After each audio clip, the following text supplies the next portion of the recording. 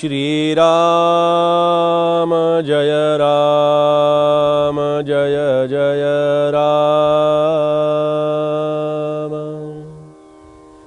श्रीराम जय राम जय जय राम।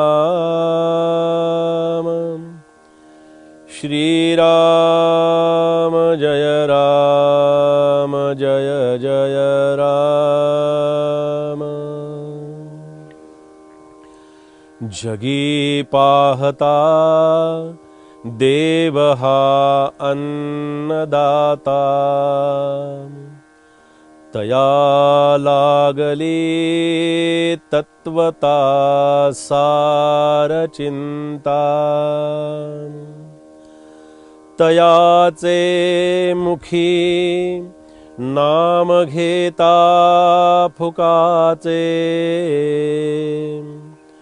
मना सांग पारे तुझे काय वेचे। जय जय रघुवीर समर्थ।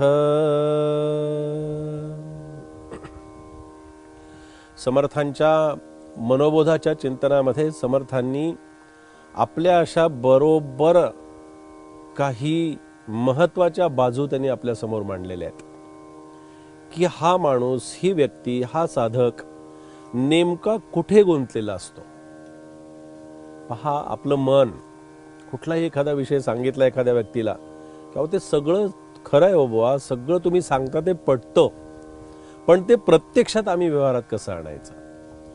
पोटापाण्याची तर व्यवस्था झाली पाहिजे, अन्नपाण्याची व्यवस्था झाली पाहिजे, घरादाराचं सगळं व्यवस्थित चाललं पाहिजे।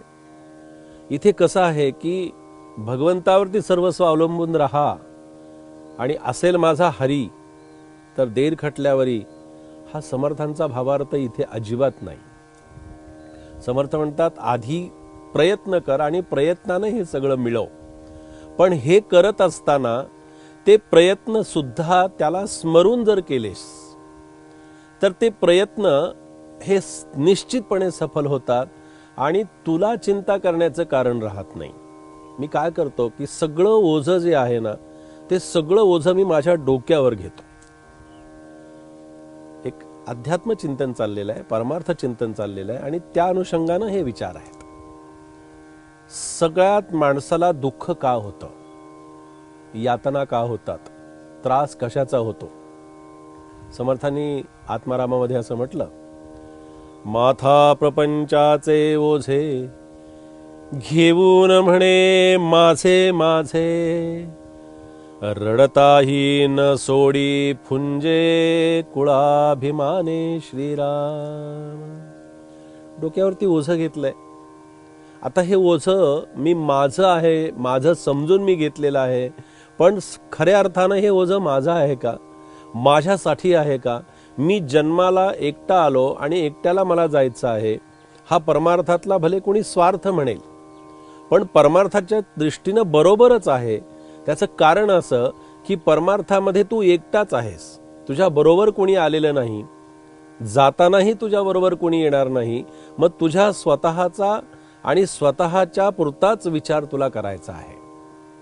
मग तुझं जे काही आहे ना, तुझी स्वतःची प्रत्येकानं परमेश्वरानं कसं केलं की आधी सगळ्या व्यवस्था या आधी निर्माण केल्या, त्याच्यासाठी निश्चित केल्या, त्याची राहण्याची जागा निश्चित केली, त्याची काम करण्याची जागा निश्चित केली, त्याचा परिवार निश्चित केला, त्याचं कुटुंब निश्चित केलं, त्याच्या सुखदुःखाच्या सगळ्या बाजू नक्की केल्या, त्याचं सगळं एकही अशी जीवनातला एकही प्रसंग, एकही घटना, एकही असं काही नाही की जे त्याच्या नियोजनाशिवाय अन्य कोणत्या मार्गाने झालेलं असेल।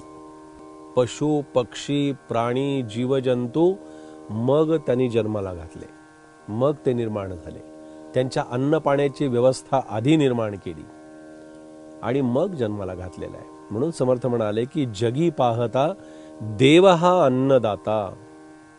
अन्न शरीराला किती लागतं, पण त्या अन्नाच्या साठी म्हणून मी 10 दिशांना भटकत असतो, 10 दिशांना फिरत असतो, कारण ते अन्नापुरता माझा विषय मर्यादित असत नाही। मी आजच्या दिवसापुरता विचार करतोय असं नाही, मी पुढच्या काही भविष्याचा, पुढच्या काही आणखीन काही दिवसांचा जो विचार करतो, तो विचार करण्याची आवश्यकता असत नाही. मला जे आजच्या क्षणाला, आजच्या घडीला जे मिळालं ते आनंदानं मी घेतलं ना, की पुढची भविष्यातली चिंता ही संपूर्णपणे त्या ईश्वरावरतीच अवलंबून असते. आपण भविष्याची आपल्यापुरती मर्यादित चिंता आपण करत असतो. एक नवीनच लग्न झालेलं जोडपं महाराजांच्या दर्शनाला आलं. दर्शन घेतलं, महाराजांची त्यांच्यावर कृपा होती, अनुग्रह होता. आणि त्यांनी आल्यानंतर सांगितलं की महाराज, झाला प्रपंच वगैरे सुरू झाला आता. आणि म्हणाले, महाराज हो खरंच आपल्याला सांगायचं राहिलं, आम्ही आमचा विमा उतरवला. अरे महाराज म्हणाले, खूप काही केली तुम्ही विमा उतरवण्याची, काय आवश्यकता होती? नाही म्हणाले, अहो भविष्याची चिंता करायला पाहिजे की नाही? या प्रपंचाची, भविष्याची चिंता करण्यासाठी आम्हाला हा विमा उतरावा लागतोय. आम्ही उतरवला विमा. बघा बरं, अध्यात्म परमार्थाच्या दृष्टीने चिंतन करतो होता. पण विमा या विषयाबद्दल मला काही बोलायचं असं नाही. पण महाराजांनी काय सांगितलं त्यांना? महाराज म्हणाले, अरे घाई केली तुम्ही, विमा उतरायला हरकत नाही, पण एवढी घाई का केलीत? ते म्हणाले, आपल्याला काय माहिती पुढचं उद्याचं काय होणार आहे ते. मग महाराज त्यांना असं म्हणाले की जर तुला तुझ्या या आयुष्याची, जीवनाची, पोटापाण्याची व्यवस्था निर्माण करण्यासाठी तो विमा उतरवलास, तर मग मी असं सांगेन की तुला आत्ता जे जीवन मिळालंय, तुला जे आत्ता जे जगण्याची संधी ईश्वरानं निर्माण केली, तू भगवंताचं नाम घे ना, भगवंताचं नामस्मरण करा दोघंही. अहो त्यांनी काय सुंदर उत्तर दिलं. ते दोघंही असं म्हणाले की महाराज, आता हे वय काय नामस्मरण करायचंय का? करू ना म्हणाले पुढे नामस्मरण, पुढे उतारवयामध्ये म्हातारपणी नामस्मरण करू. महाराज म्हणाले, हेच तर मला सांगायचं होतं. काही विमा उतरवण्याची तू घाई केलीस, तुला त्यावेळेला तुझ्या आयुष्याची आणि जीवनाची कालमर्यादा तुझ्या लक्षात आली, पण नामस्मरण करण्यासाठी मात्र तू म्हातारपणाची वाट पाहतो आहेस. म्हणून हे उदाहरण त्यांनी सांगितलं की आपण कसं करतो की अशा गोष्टीमध्ये, व्यावहारिक चिंतनामध्ये आपण आपला काळ घालवतो, पण जे खरं साध्य करायला पाहिजे ते आपण करत नाही. म्हणून समर्थ म्हणाले की हे नामस्मरण आणि हे चिंतन त्याच्यासाठी कर, त्याचं नाम घेताना तयाचे मुखी नाम घेता फुकाचे. म्हणजे ते नाम घेण्यासाठी तुला कवडी मोलही काहीही करायचं नाहीये, कुठेही खर्च करायचा नाही, कुठे काही आणायचं नाही, काहीही करण्याची आवश्यकता नाही. फक्त ते फुकाचं, याचा अर्थ सहज तुला मिळालेला आहे. ते नामस्मरण तू कर आणि मना सांग पारे तुझे काय वेचे. तू त्याच्यासाठी तुला काही वेचावं लागतं का? त्याच्यासाठी तुला काही द्यावं लागतं का? त्याच्यासाठी तुला काहीही करावं लागत नाही. फक्त तुझी चित्त आणि वृत्ती, तुझं मन आणि बुद्धी, तुझा संपूर्ण श्रद्धेचा भाग मात्र त्या नामस्मरणाशी तुला जोडावा लागतो. आणि ते नामस्मरण तू कर, म्हणजे भगवंत तुझी चिंता अखंडपणानं वाहील.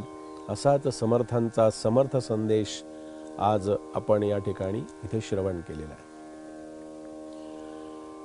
जय जय रघुवीर समर्थ.